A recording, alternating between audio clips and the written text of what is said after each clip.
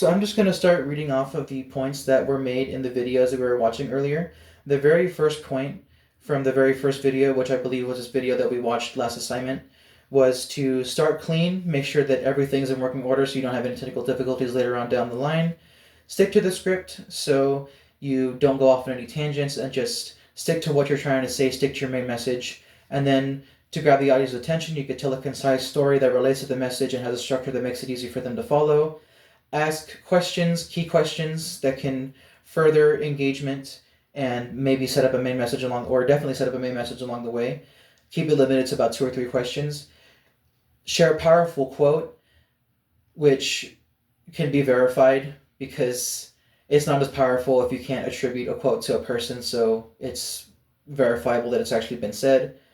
And then there's sharing an interesting fact or statistic. If you share a fact or statistic that's shocking, it'll keep the interest of the viewer throughout your, or at least for the beginning of your speech. Then there's the second video, which touch on organization. There's the intro, which is about a minute long. It goes from general to specific, has attention grabbers, is relevant to your point, has credibility to back it up, and a thesis. And then there's the preview statement. Keep it single words, no chatter, don't reintroduce yourself, just preview your first three, or your 3 main points for your speech.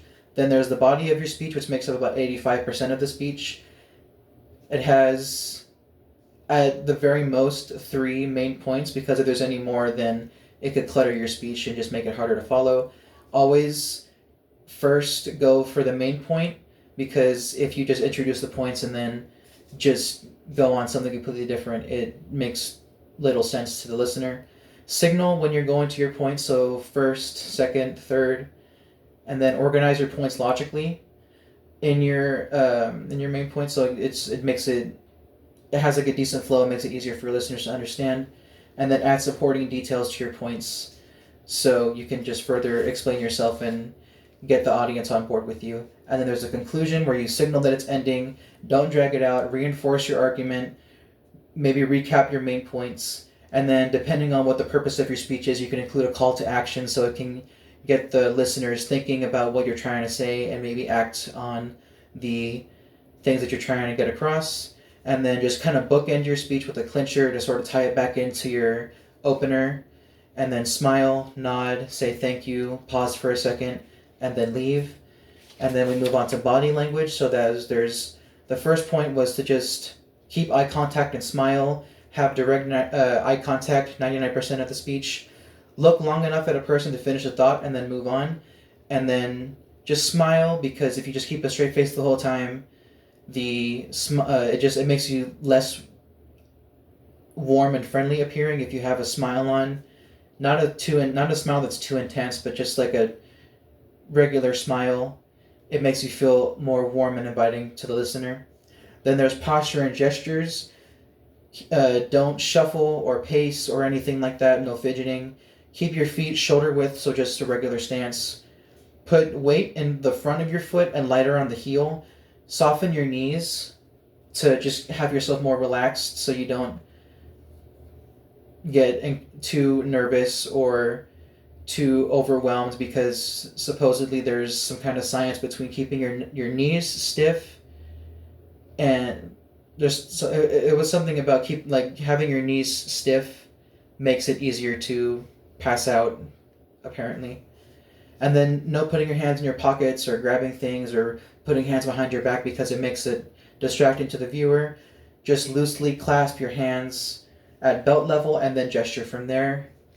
And then there's the pause and nod after key points body language that keeps people on board, because it's like you're engaging in a conversation and it gives them an opportunity to sort of answer back to what you're saying. Then there's practice. So for practice, the points were keeping an outline of key points, spreading out your practice sessions to about 3 times a day, which helps prepare for the day that you're supposed to actually give your speech. Focus on 1 or 2 improvements each time you practice, so you're not overwhelmed thinking of things you could fix. Just focus on 1 or 2, and then just keep focusing on 1 or 2 points each time you practice. Keep your practice goals realistic. Keep your practice environments realistic. Maybe have like a small distraction in the room, because nothing's going to be perfect. there could be someone walking up, or there could be someone talking, and it could distract you, and you can't let something like that phase you in the actual speech. So it's good to sort of get yourself in the headspace of dealing with those distractions beforehand. Then there's visualizing your first and last 30 seconds of your speech, which will help you imagine how you're going to open and close, and that could help your practice. Then they have getting ready for a speech in 3 days. Day one, just mutter through it to make sure everything's in place. And then on day two is where you start making your big cuts to sort of bring your speech and trim it of the metaphorical fat so it's more presentable, and then just read it again. Day three, another big cut, about 50% of the words in the speech, and to where it's about one note card for every minute that you're speaking. And then on speech day, make one last cut and then go through your introduction and conclusion again just to make sure that everything's in order. And then we have how to open and close a speech. This was the last video. So for opening, just grab the attention with something like a rhetorical question, a fitting quote, a visual aid, a startling statistic or a brief story, something that kind of was gone over in the very first video.